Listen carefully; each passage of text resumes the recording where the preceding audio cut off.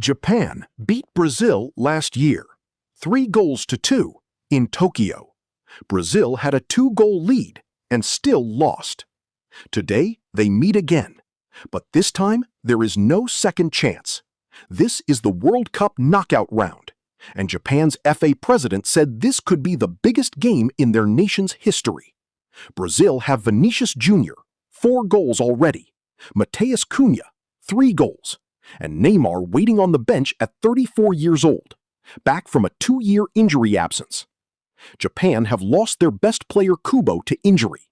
Their captain Endo is suspended, and a Japanese defender called them out before the game, saying Brazil have fallen off. In this video, Japan's actual chance of winning, the tactical move that could destroy Brazil, the Neymar question everyone is asking, the Vinicius ego problem nobody is talking about, and the most important player you've never heard of. Let's start with Brazil, because the numbers are terrifying. Vinicius Jr, 4 goals in 3 games, no penalties, all open play, all from wide left cutting inside. He's been the best player at this entire World Cup.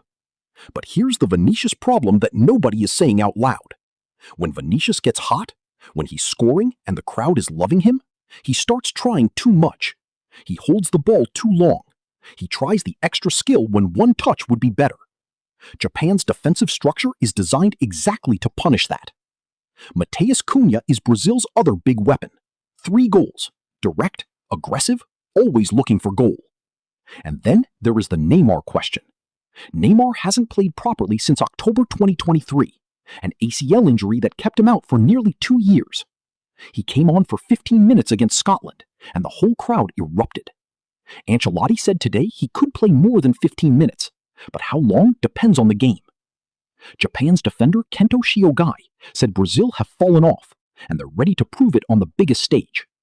Ancelotti's response? He refused to engage and said, "We don't do mind games." Brazil's last World Cup title was 2002, 24 years ago. This squad knows that pain. Now let me tell you why Japan can actually win this game. Japan beat Germany and Spain in 2022. They drew 2-2 with Netherlands in this tournament, and then demolished Tunisia 4-0. Japan's plan against Brazil is the most disciplined defensive structure at this World Cup. A 3-back system designed specifically to stop wide attackers like Vinicius.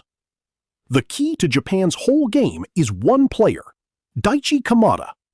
Kamada operates in the space between Brazil's midfield and defense, the exact same space where Vinicius gets his goals from on the other end. If Kamada gets 30 minutes of space in the second half, Japan score.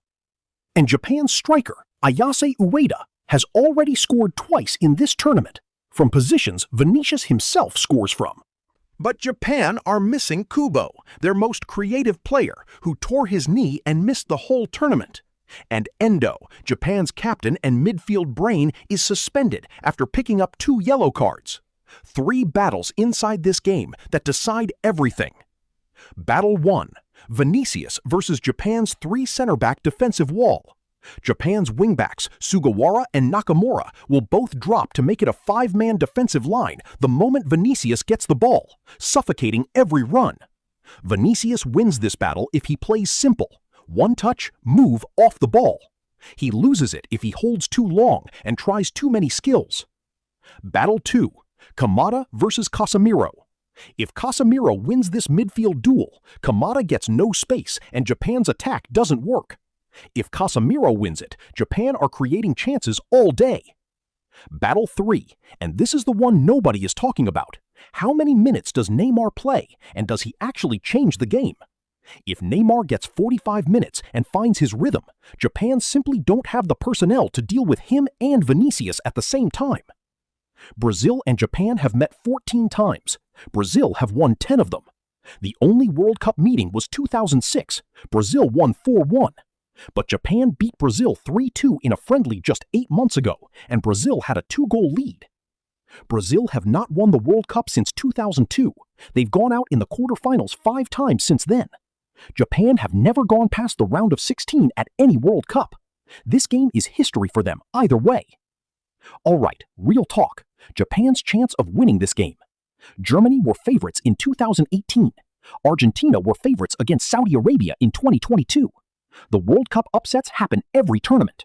Japan are better than both Saudi Arabia and South Korea were in those moments. My prediction: Brazil 3, Japan 1.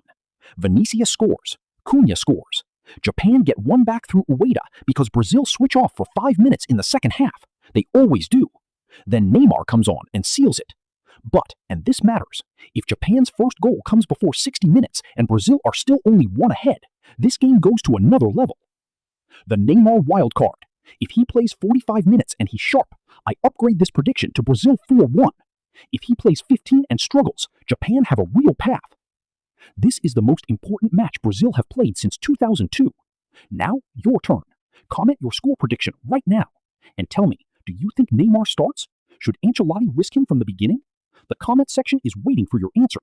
Subscribe to FIFA Giants. We're dropping reaction videos same night for every round of 32 match. Tonight, Germany versus Paraguay and Netherlands versus Morocco. And check our Neymar comeback story video. We broke down his entire 2-year injury journey and what it means